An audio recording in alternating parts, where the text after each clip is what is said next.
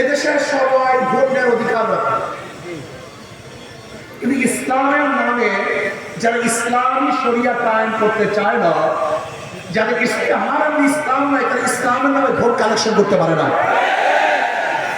বলতে পারেন হুজুর তারা তো এটা কৌশল করছে, তাহলে আমি বলবো সৃষ্টির থেকে, জামাতের সৃষ্টির থেকে তাদের স্লোগান ছিল আল্লাহর আইন চাই, সব লোকের শাসন চাই।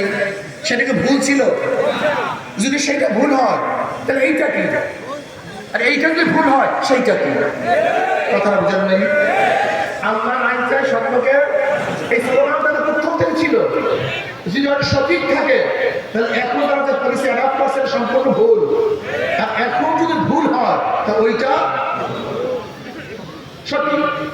কোনটা সঠিক কোনটা বেঠিক আপনারা বলেন। আর একটা কথা মনে রাখবেন, কেউ ওরা ধোঁকা নেয় এইভাবে যে জামাত আস্তে আস্তে করবে, এটা সম্পূর্ণ শুভঙ্করের ফাঁকি। যদি ইস্তেহারের মধ্যে শরিয়া ও ইসলামের শব্দ না থাকে, এই ইসলামের খাতায় তারা নিতে পারবে না। তাহলে কেন নিতে পারবে না? যদি ইসলামের কথা সংসদে বলে ইসলাম হুকুমত কায়েম করতে চায়, এদেশের হাজারো পাবলিক নাস্তিকরা বলবে এই না আমি তোমাকে ভোট দিছি তবে ইসলাম কায়েম করার জন্য, তবে ইসলাম কোথা থেকে আনলাম? আমি তোমাকে ইসলাম কায়েম করার জন্য ভোট দেই নাই, তুমি ইসলাম কোথা থেকে নিয়ে আসো? ভাগো এখান থেকে, ভাগো এখান থেকে।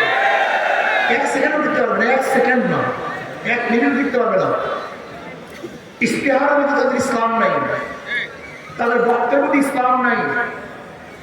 আমি মনে করি কেউ যদি জামাতকে জামাত হিসেবে ভোট দেন আমার আপত্তি নাই, কিন্তু জামাতকে ইসলাম হিসেবে ভোট দেন এর চেয়ে বড় ধোঁকাবাজিও আর কিছু হতে পারে না। সবচেয়ে বড় ধোঁকাবাজি